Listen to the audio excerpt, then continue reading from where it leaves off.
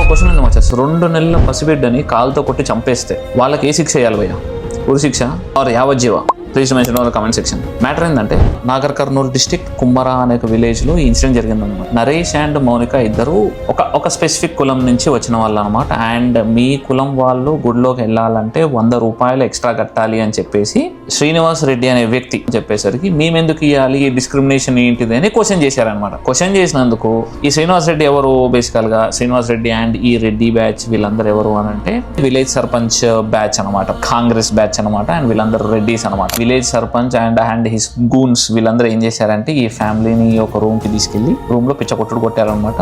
ఆ కొట్టుడే ప్రాసెస్ లో చిన్న పిల్లని కూడా కొట్టారు. ఆ 2 నెలల పసికందు ఇలా స్పృహ తప్పిపోయింది అండ్ అలానే కాలం చేసేసింది అనమాట. మరి వీళ్ళకి ఎటువంటి శిక్ష పడాలి మచ్చా?